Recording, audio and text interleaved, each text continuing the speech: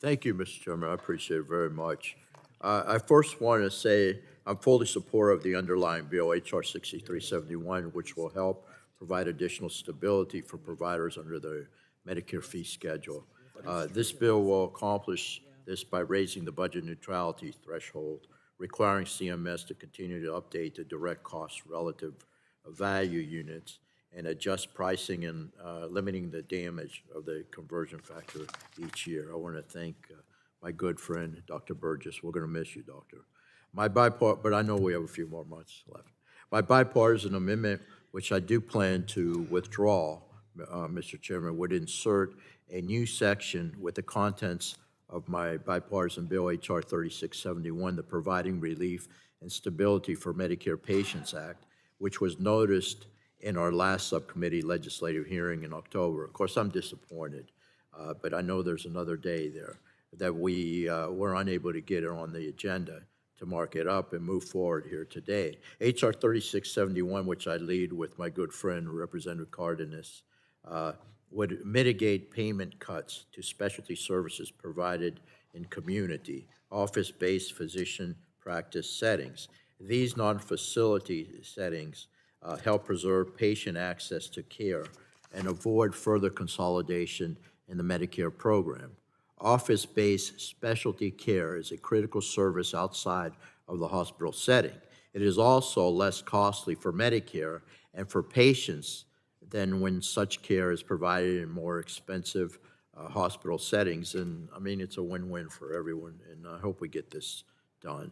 However, in its 2022 physician fee schedule, CMS finalized an update to its clinical labor policy, and due to budget neutrality constraints, led to significant Medicare cuts for office-based specialists, such as radiation oncologists, vascular surgeons, nephrologists, urologists, and many others.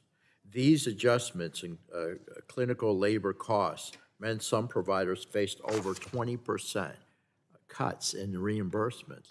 That's unsustainable, resulting in some physicians discontinuing their services. Very unfortunate to the patients, leaving the field through retirement or consolidating their practices to large systems or private equity interests. Patients are ultimately hurt by these effects due to lack of access to specialty care services in their communities and worse health disparities for rural and underserved areas. And I represent plenty of rural areas in my new district, Mr. Chairman. My bill would provide 2 years of targeted relief for specialty care providers who are most adversely impacted by this policy, starting in 2024 and continuing through 2025.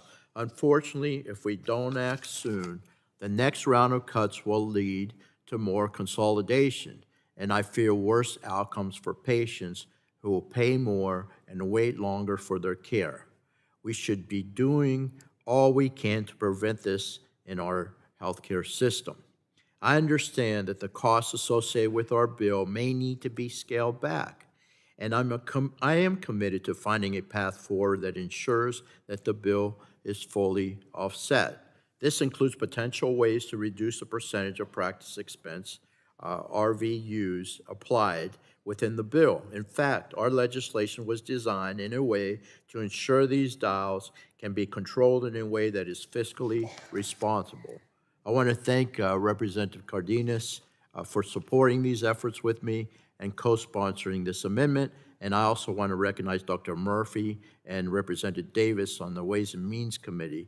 I also know that Senator Tillis offered the amendment as well on the Senate Finance Committee last week.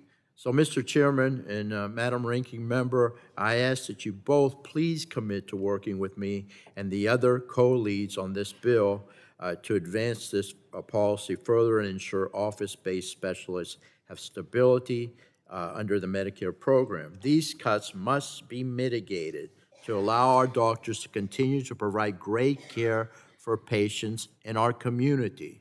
So, I can't emphasize this enough. I've talked to many, many doctors, and this needs to get done. So we really would appreciate your consideration. Does the gentleman from Florida seek recognition? Yes, thank you, Mr. Chairman, and I know you'll work with me on this particular yeah. bill, so I'll withdraw the amendment. Thank you. Gentlemen